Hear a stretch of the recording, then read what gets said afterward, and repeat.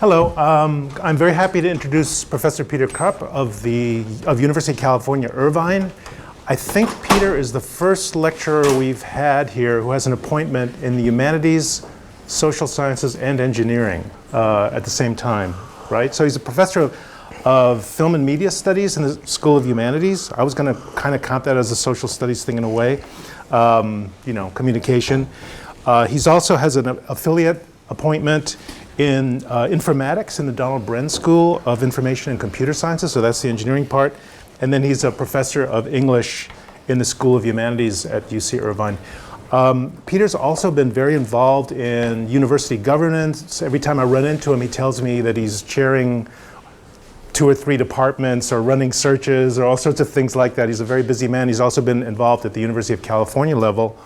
And like all academics, he's written a bunch of books, but I want to emphasize just one book, which I think is a fantastic book on a very different sort of topic. It's called Noise Channels, Glitch and Error in Digital Culture from University of Minnesota Press in 2011.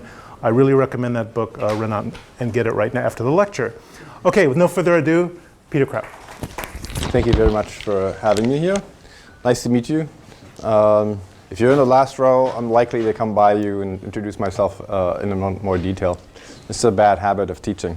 And I'm really touched, Henry, that you mentioned the affliction that I have and getting involved institutionally. And a little bit of that might come through in this talk as well, because I want to figure out, if you're, is there anybody who plays MMOs, RPGs? Is there somebody who's never played any kind of online role play? There are a couple of people. Okay. So, I'll go over some of the basics, but, because there's a couple of people who raised their hands. But they're approximating institutional structures, right? They're self-governing to a certain extent, but they're also a business. And they're also a social and other kind of structures. So the computer game studies major that we have at Irvine graduated its first students a year and a half ago. And I helped start that. And we're teaching a bunch of classes on games, on game studies from different perspectives, as you said, from a engineering or computer science perspective, from a social science perspective, from a communication perspective. This is mostly going to be sort of an analysis of the stakes, the values. Why would something as apparently innocuous and apparently non-serious, maybe even, as playing an MMO, playing with other people online, playing with a computer with other people, give rise to a response, a very robust and organized response by not one, but at least 2 very powerful state agencies. So the question really is, are massively multiplayer online games and virtual worlds potential havens for activities that require a systemic response in the name of national security, in the name of securing that space?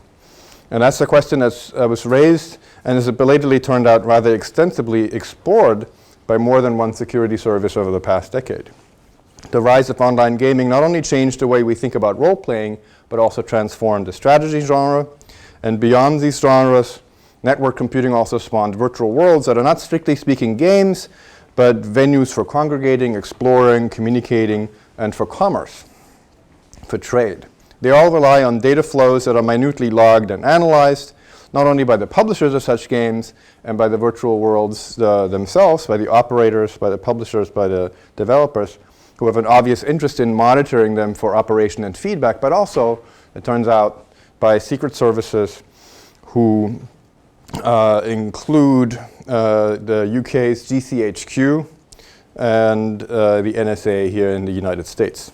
Just what they see in online games and virtual worlds can be instructive for those of us interested in games in particular and in computer culture in general.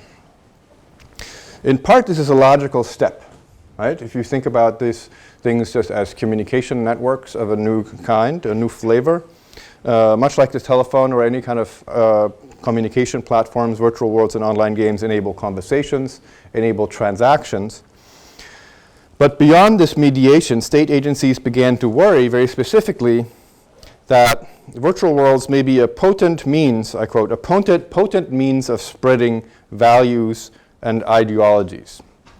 All right, so if you look back only 10 years ago, which to many of you might be half a lifetime, but to me seems like, you know, less than a time I've spent thinking about these kind of things. Plenty of room, leg room.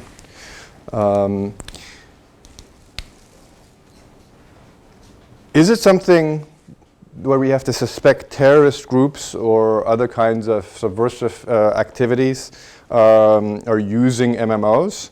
One government-sponsored study of intelligence gathering in virtual worlds surmises, I quote, given that the more sophisticated groups of this type, including Alqaeda, have exploited the internet, exploited in very refined ways, they will likely soon seek to exploit newer virtual world technologies for recruiting, raising, and transferring funds, training new recruits, conducting reconnaissance and surveillance, and planning attacks by using virtual representations of prospective targets, end quote.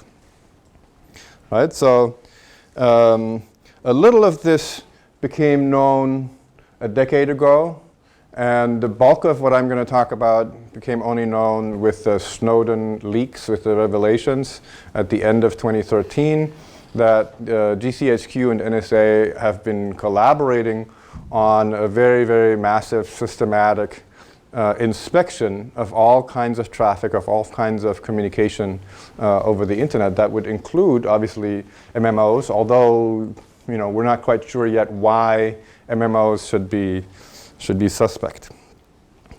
But I'm going to give you a couple of stock photographs. You know, I did not fly over GCHQ myself, but mostly the slides and the rest of the talk will be taken from some of these documents that were leaked by Edward Snowden, or documents that have come out through the Federation of American Scientists, FAS, which is an organization that looks to counteract some of the overclassification, some of the overzealous classification by the United States government.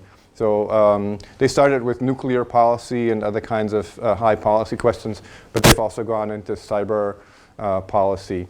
So not everything that I'm going to show you is lifted from a top secret classified document, but some of them are. So if you or somebody you're related to has a problem with that, close your eyes or tell the camera to swerve away from those. GCHQ collaborates with the NSA, and they have a joint base, MHS, Menwith Hill Station, and that was going to be one of the hubs. Here's one of those top secret documents I warned you against. I don't know if you do trigger warnings at Stanford.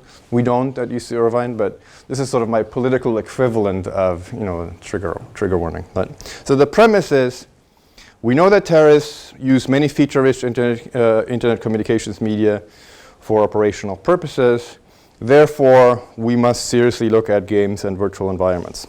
So the data mining dragnet here reaches the playing fields of elves and trolls. But despite focusing on World of Warcraft and Second Life as pivotal examples, this report and others also discusses the virtual worlds for preteens as Barbie girls, Webkins, Club Penguin.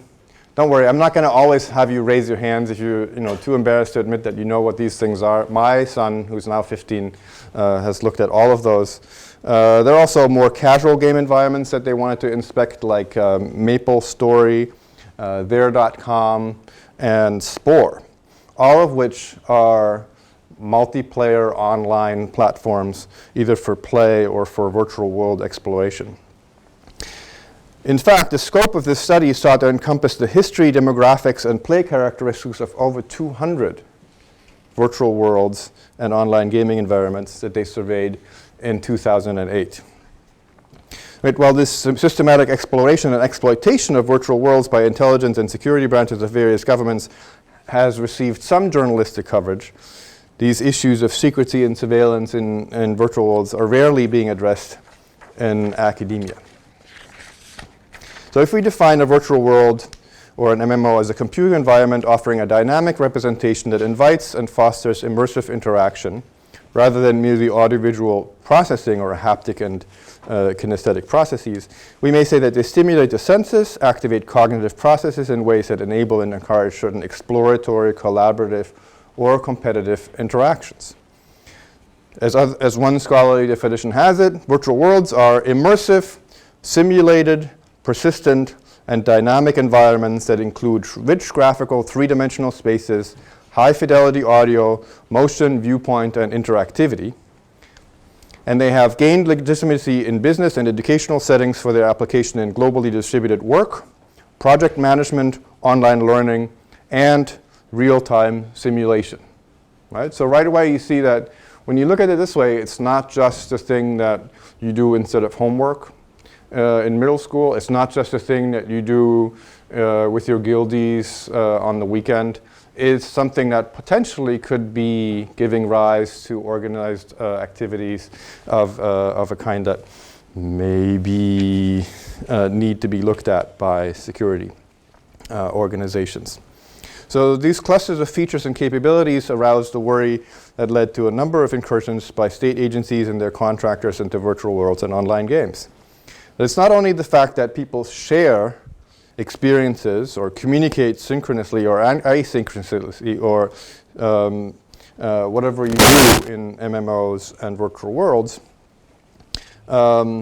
they can serve as an adversarial stage. You know, you can actually play against another group. So it won't surprise you now anymore that both agencies actually did a number of things, including signing up to play several of these, probably not all 200, and trying to capture the data flow.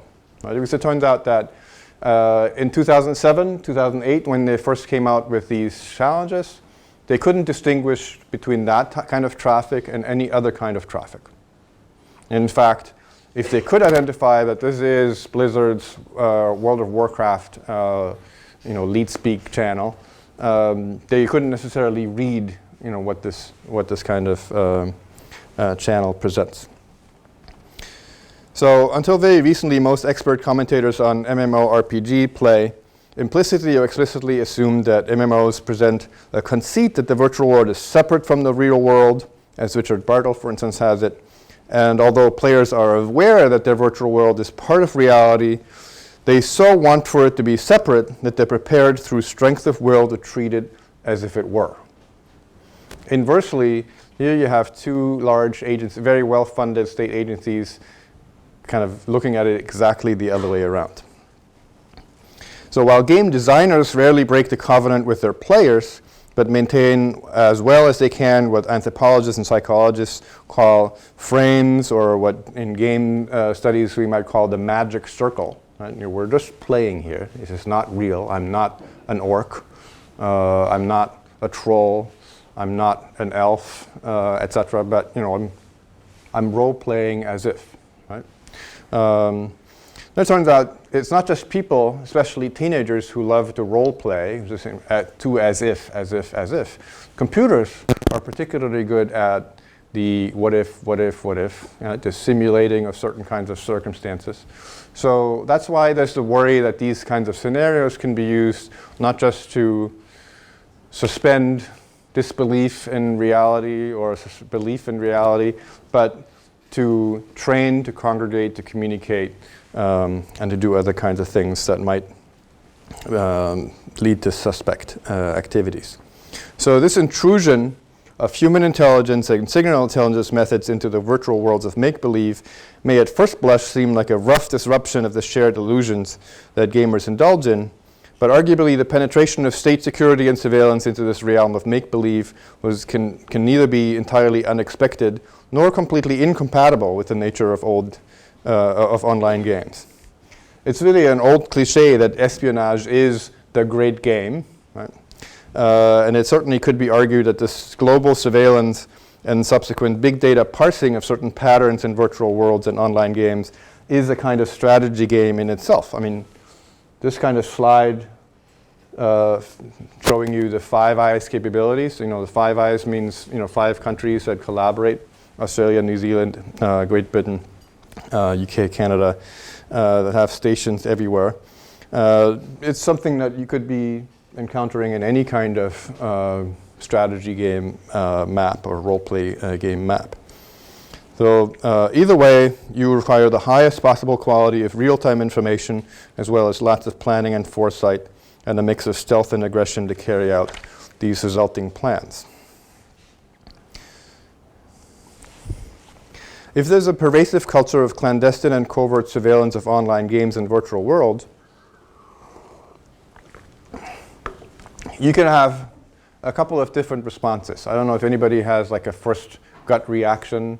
Right? You can say, well, fundamentally, we're going to see this as a philosophical, moral, legal problem.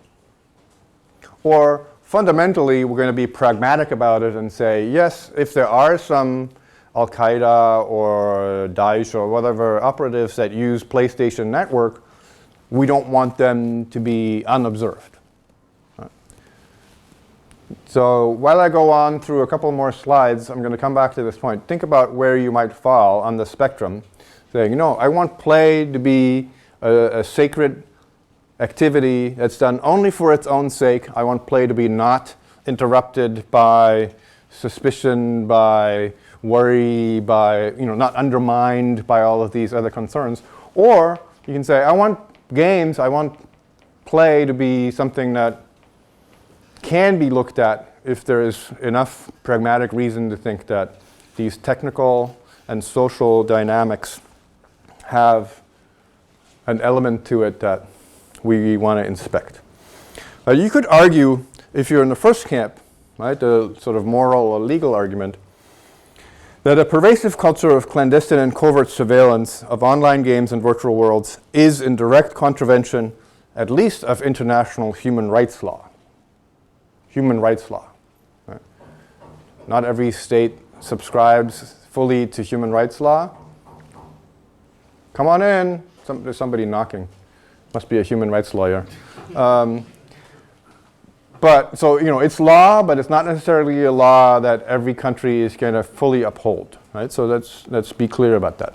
But it's very clear that the Article 12 of the Universal Declaration of Human Rights and Article 17 of the International Covenant on Civil and Political Rights both clearly state in the same formulation, I quote, "No one shall be subjected to arbitrary and unlawful interference with his privacy, family, home, or correspondence, nor to unlawful attacks on his honor and reputation." And further on that, "Everyone has the right to the protection of the law against such interference or attacks." If it looks like I'm pointing to the slide, right? I mean, you could make the case, Even if one didn't hold that online games and virtual worlds belong to the sphere of correspondence included in these declarations, basic human rights, the extent to which privacy is implicated needs to be discussed, needs to be unfolded a little bit. But of course, no news to anybody. Technology is a challenge for law and for law enforcement. That's not limited to internet communications.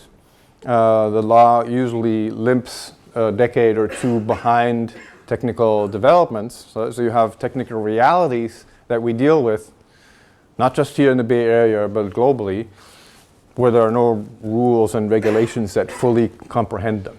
Right? It takes a while for rules and regulations to catch up. But, for instance, if you think back to the 1990s, where the United States sought to combat digital and wireless communications that can hamper surveillance, Congress passed the Communications Assistance for Law Enforcement Act, which requires communications carriers to assist with authorized electronic surveillance. The reason why somebody like Edward Snowden, who worked as a contractor for the CIA and NSA and then absconded from his post in Hawaii with a lot of files, did that was because he felt that these files show that the agencies he was working for and the defense contractors, including Booz Allen Hamilton that he was working for, went far beyond that. And if you read the newspapers just yesterday and over the weekend, in the United Kingdom, a similar kind of discussion, of course, took place. And courts announced over the weekend in Britain that for at least 10 years, GCHQ, the government communications headquarters, which is their spy agency with a technical emphasis, had gone against at least European human rights law, if not existing British law. Now, in the UK, the legal situation is very different from the United States, but they both refer to a similar kind of framework by saying, you know, the agencies have significantly overstepped the understanding by legislators and by the public and by the press of what they should be allowed to do and what they should perhaps not do in pursuit of these kinds of activities online. So it's totally unclear, even though Blizzard, for instance, operator of World of Warcraft, which at least at some point was a world record-setting place for participation in MMOs. They used to be on our Irvine campus. They've built their own campus still in Irvine.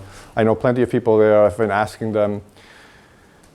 Nobody there wants to say on the record whether they've been approached by anybody or whether there is any kind of way that they could have been indirectly siphoning information about what's being communicated inside of World of Warcraft.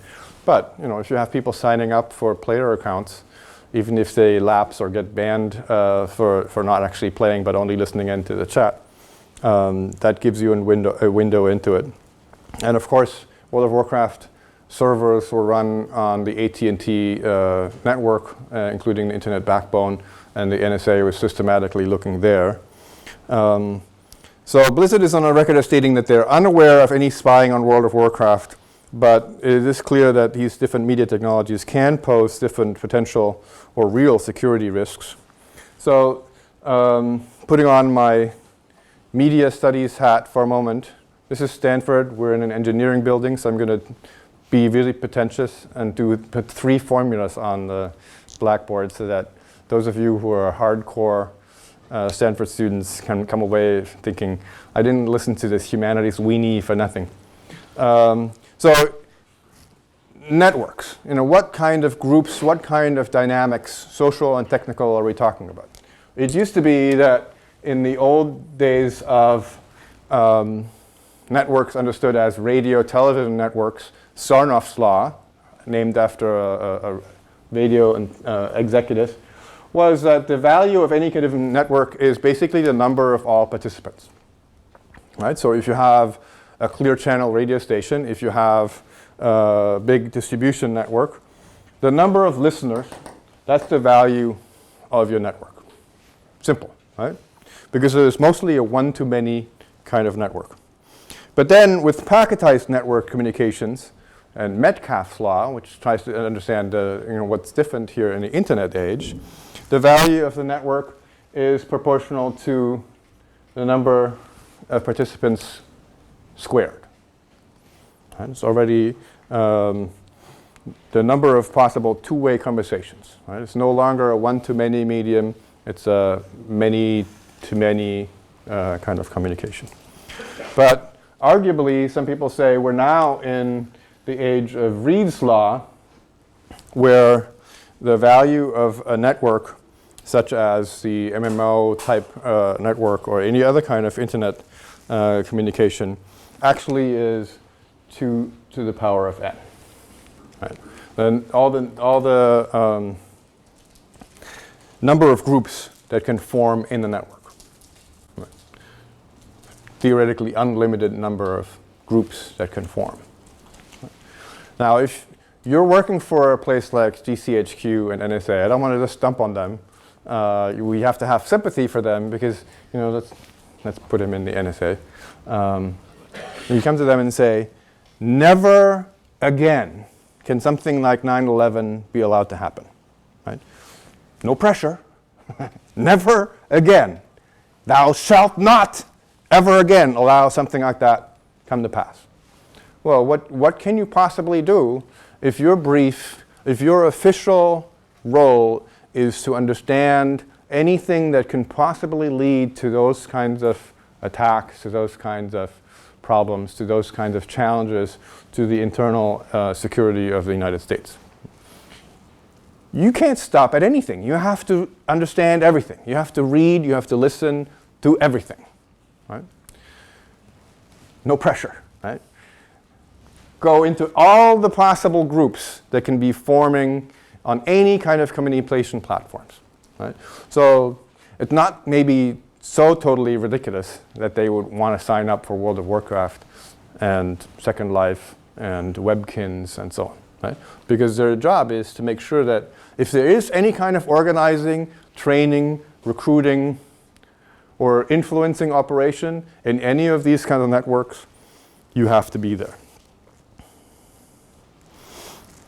And in fact, they claimed already in 2008, this is still from the GCHQ document, Al-Qaeda terrorist target selectors and executables have been found associated with Xbox Live, Second Life, World of Warcraft, and other games and virtual environments in pinwheel network traffic, in tailored access operations databases, and in forensic data.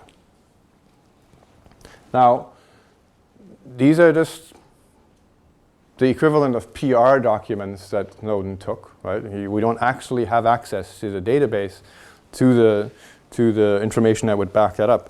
But this study, marked top secret, says that there were selectors that they did find in these environments. Other targets include Chinese hackers, and Iranian nuclear scientists, Hezbollah, and Hamas members. Now you can say, oh, come on.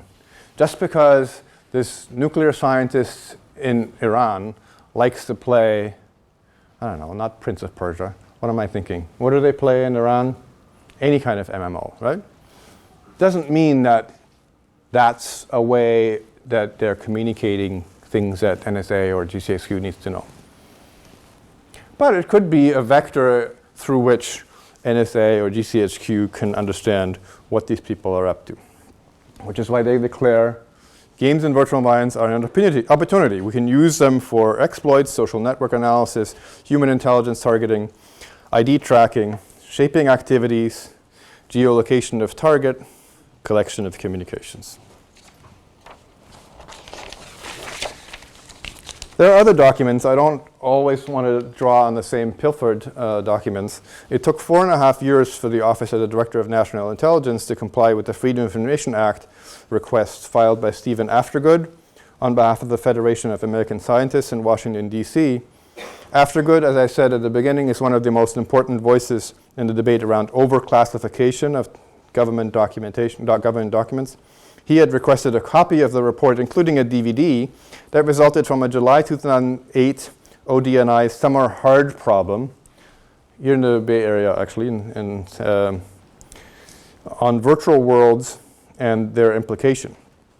Citing the National Security Act of 1947, the ODNI denied the DVD in full and released only a heavily redacted version of the discussions held in San Jose, California between July 13th and August 8th, 2008, ostensibly to protect the names and identifying information of ODNI personnel involved with this summer program called Cyberspace Spillover, where virtual games get real.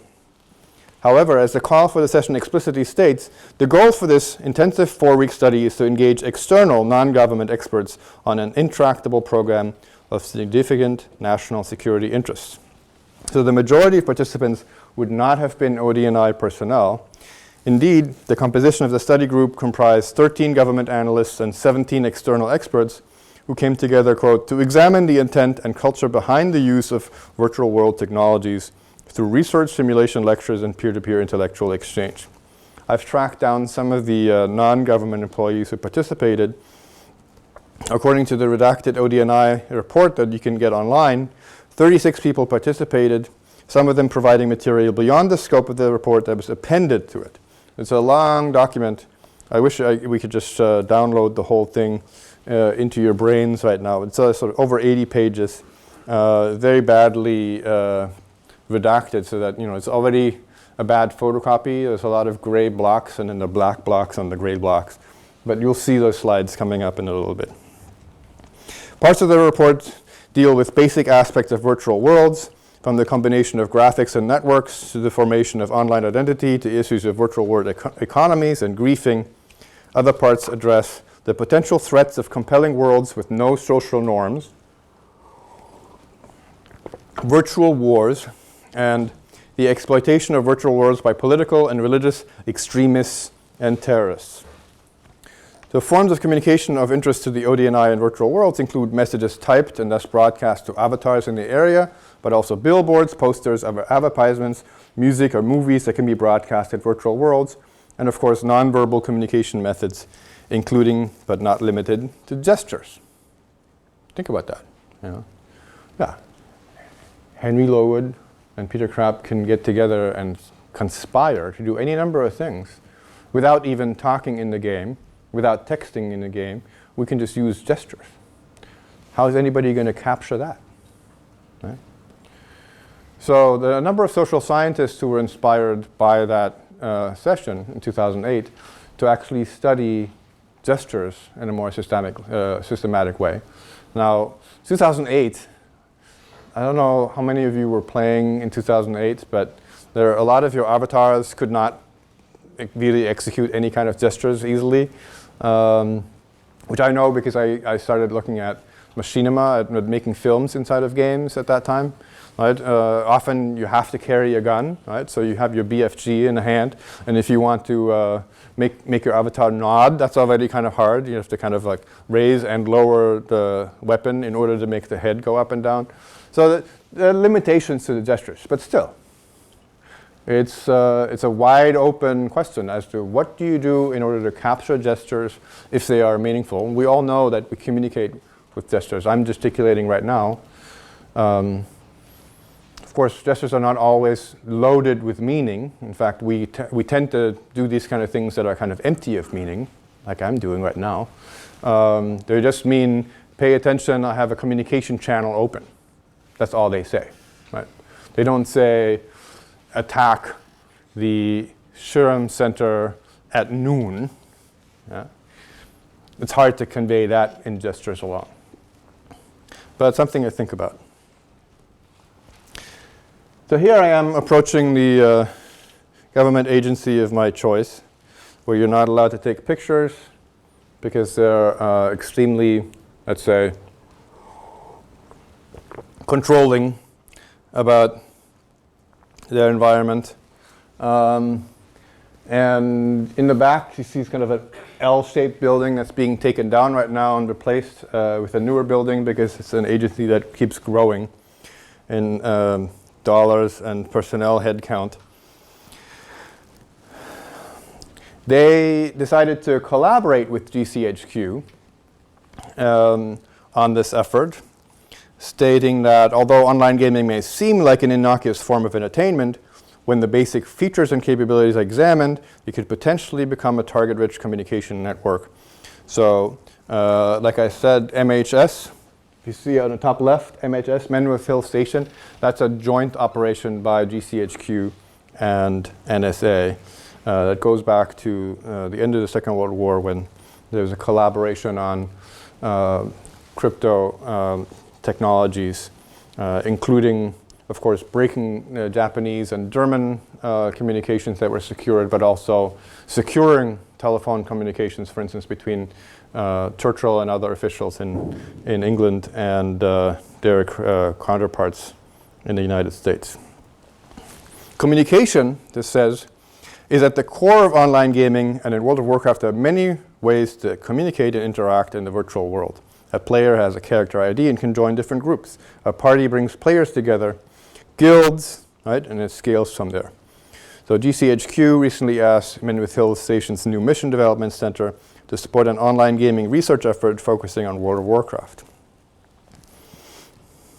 The logs are now being forwarded back to GCHQ for additional analysis, target development, and network knowledge enrichment.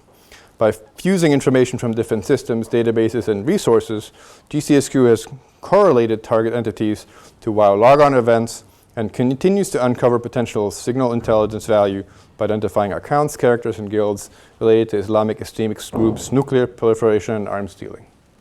All right, so now you begin to understand it's not that necessarily you assume that we're using webkins to plot an attack on this engineering lecture hall, it's possibly that you know that she's very, very good at hiding her trails and traces online, using all of the state-of-the-art technology when she's communicating with her co-conspirators.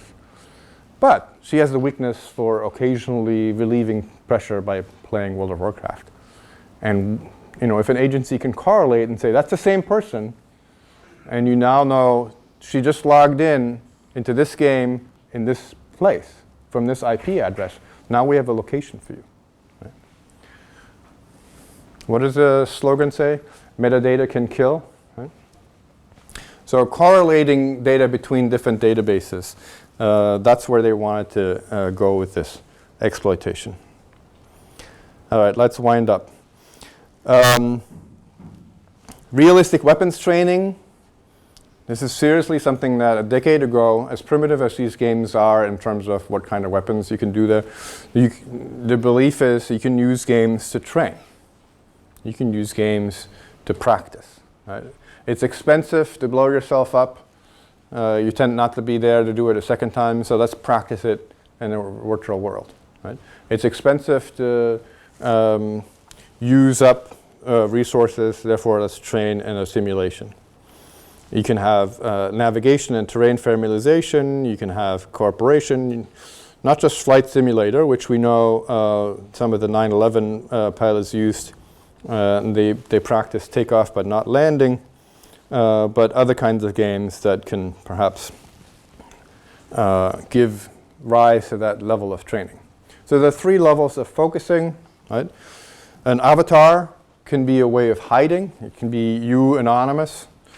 But an avatar can also, and this is the one claim that I found really curious, and I wish we had an extra hour to talk about that. These agencies seriously feared that you could create, for instance, an Osama bin Laden avatar that could survive the actual person by 100 years and preach online and convert people or call them to action. I'm gonna just cut that topic off right now because I have several pages discussing it and I can't go into the detail now considering where we are in the day, but it's an interesting fear to have. A Donald Trump avatar that's going to forever say the kinds of things that he says. Right? You can't ever shut him up. A Hillary Clinton avatar, an Osama bin Laden avatar that's going to preach hate forever. On the second level, game action. Right? You can simulate and train. We all know that, yes, when you play a game, it trains you to use the system. Right? It installs the controls in you.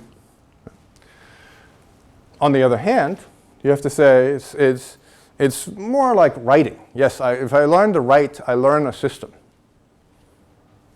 But it doesn't mean that I have to take dictation from you. Yes, now I can write. I can take down words. But I can also write things of my own.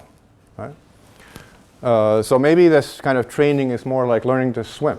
Right? Now you've learned to learn something. My body, very obviously, not designed to float. Right? Check it out. But I can swim. Right?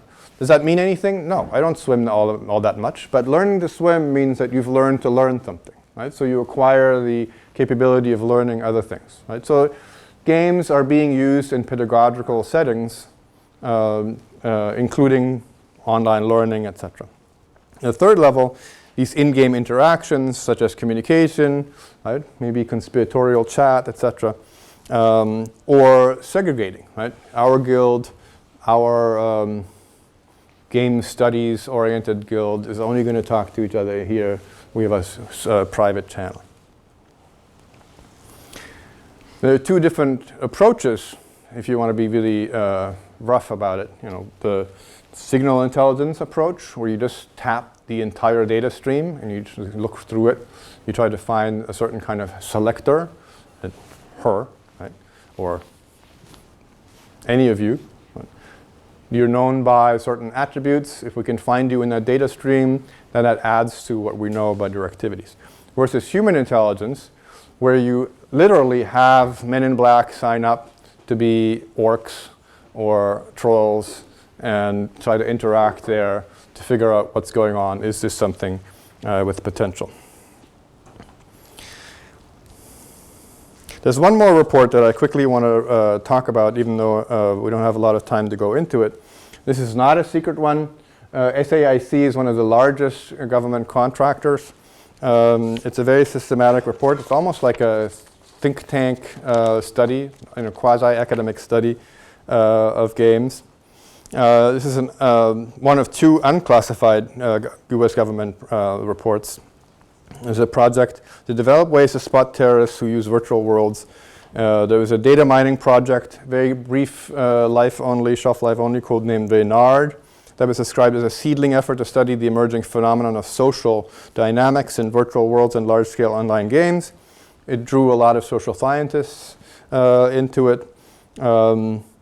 Many of them have since disassociated with that. They don't want to be involved with this kind of effort. In fact, the entire American Anthropological Association has denounced working on that level for government agencies and said that's not what anthropology should be about. It should be about studying humans, not to exploit or manipulate them, not to look into influence operations.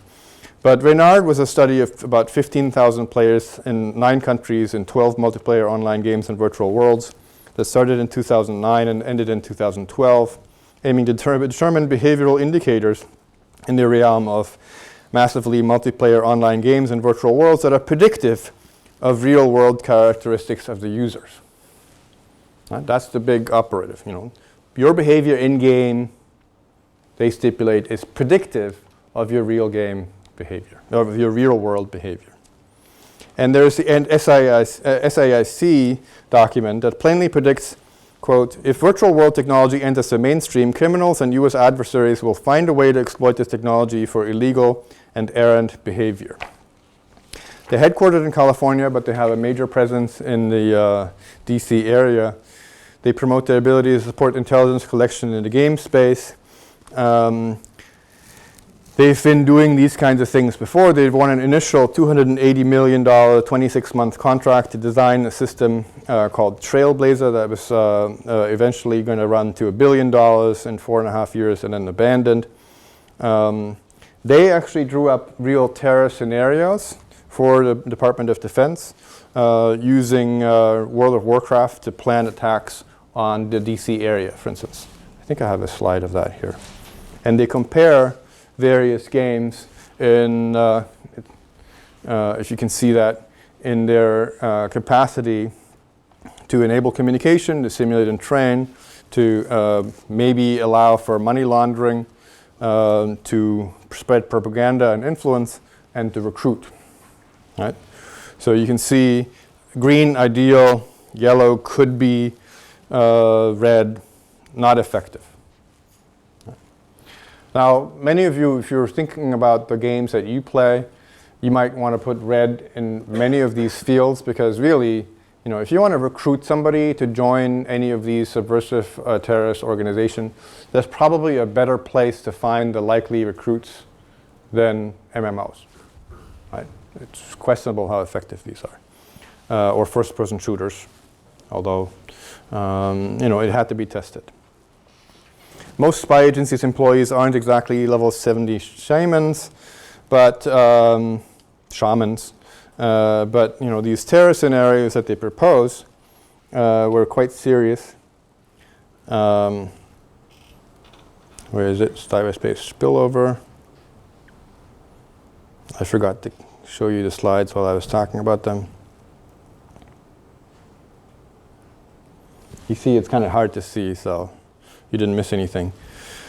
They're mining player data, they're gathering intelligence, and then they come up with the idea of having an overlay of the World of Warcraft chat and the DC area map, and they can have an in-game code that is consistent with what people are saying in-game, but that really means something else once you understand that this is a plot to act out a terrorist threat to the District of Columbia.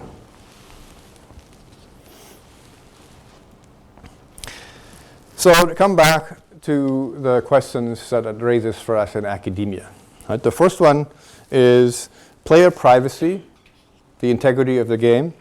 If you're going to go systematically into World of Warcraft, many of the players are US citizens. They're not supposed to be targets of NSA surveillance unless an intelligence court specifically permits targeting them in person. So the legality of that program is one question. Blizzard, Microsoft, and Linden Labs declined to comment to the press about the extent of espionage on their games. Some of the customers were pretty angry. Some of the players, when this came out, some of the players were kind of amused. There's another NSA document from 2008 that describes games as a target-rich communications network. It's titled Exploiting Terrorist Use of Games in Virtual Worlds. And when that circulated, for instance, in WoW chat forums, people are like, really? I kind of pity the people that have to read through all of the stuff that you guys are saying. So it wasn't taken as a total outrage. Soon after some of these projects were initiated, there was a hearing on online virtual worlds in front of Congress. And it led to the Civil Liberties and Privacy Office in the Office of the Director of National Intelligence to kind of discontinue some of the projects pretty soon. So once we learned about this, when all of these schemes were revealed in early 2014, journalists had a field day mocking some of these efforts, but also couldn't really get very far because many agencies said, yeah, we started that in 2007 or 8, but it fizzled. So we're not going to tell you much about it because we really didn't learn much. You can take that as the honest answer at face value, saying, yeah, it was kind of a weird idea, and I'm not surprised that you didn't find much. Or you can be suspicious and say, you said that about a number of other programs. You said you discontinued them and then you just renamed them and continued them. So we don't know for sure. We don't know for sure. If you want to establish the intelligence value of World of Warcraft accounts, for instance, related to Islamic extremist groups or to nuclear proliferation or to arms dealing or to Chinese hackers, what have you, it turns out that when people did some digging, they found that there was a special group that had to be created to avoid collisions between the CIA, the FBI, and the NSA and GCHQ because they were kind of bumping into each other in these games. Rather than finding the suspects, they were just finding each other because those were the people who were behaving in an unusual way. So the reactions kind of were mostly jokes, some privacy concerns. The developers and publishers have been really mum about this. And in academia, we don't really have a full analysis, which is why I'm tempted to kind of poke at that and ask questions. There hasn't been any related changes in player behavior, although now that it's out in the open and people know that they're not anonymous, not unobserved, that might change their behavior already. Right? So that's the concern of privacy advocates. Now that you know that your cell phone tracks you wherever you are, maybe if you're going to go to a place where you don't want to be tracked, you leave it behind. Right? So you modify your behavior. Or now that you know that all phone records are being kept or analyzed, maybe you don't use your phone anymore, etc. So we don't know to what extent gamers have changed their behavior once they became aware that there's a systematic effort to have surveillance in that space. We also don't really know whether there's been any changes in the game design by the publishers and developers, either to secure against the siphoning of data or to make it easier. Right? There's a whole spectrum of responses that's possible. But there are clear consequences, right? So we don't have expectations of privacy when we play games. It does change what we describe as game management or game governance. And in a very large MMO with up to 10 million participants, it's a really big question. Who runs this place? Is it the guilds? Is it the players? Is it the developer? Is it the people who are trying to monetize the behavior? Or is it really the people who are sifting through your data with other questions in mind? So the rational expectations, as this report says, of privacy in virtual world evaporates. You can't really protect US citizens and their personal information in virtual worlds.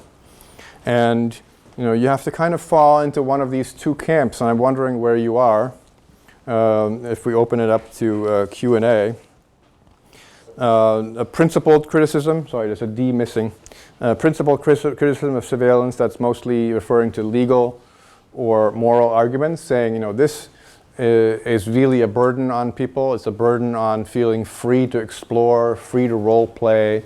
My avatar is an old woman. Don't make conclusions to that. Don't think that that means anything about me or my gender or how I perform being myself in real world or in the game world, etc.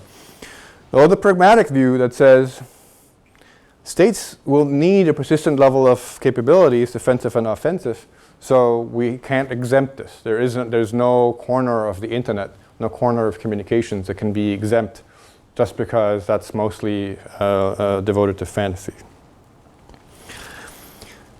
So let's be very clear. The Foreign Intelligence Surveillance Act made it illegal to intentionally engage in electronic surveillance under the appearance of an official act. So many of these activities that we were finding out about belatedly went against those kinds of legal frameworks. The courts in the UK similarly have just said over the weekend, perfect timing for my visit here, that for at least 10 years GCHQ has broken existing law in doing this. They have found a convenient solution. They've simply changed the formulation of the law to get into compliance after the fact. And the Congress here in the United States is trying to do the same kind of thing. There's been an Amendments Act in 2008, around the same time that these activities started. But that amendment is scheduled to expire at the end of next year. So maybe you as gamers, empowered as you are as students at an elite university, can weigh in on that. It's clear that surveillance takes place at a much more basic level on the backbone of the internet, not just in the games. It's also clear that companies that provide access to these communications have sometimes been compelled or even sort of tricked into providing data. But it's an open question about, what we do once we find out that these are the facts about this apparently innocuous fantasy realm that we call MMOs. Thank you. Any questions or comments?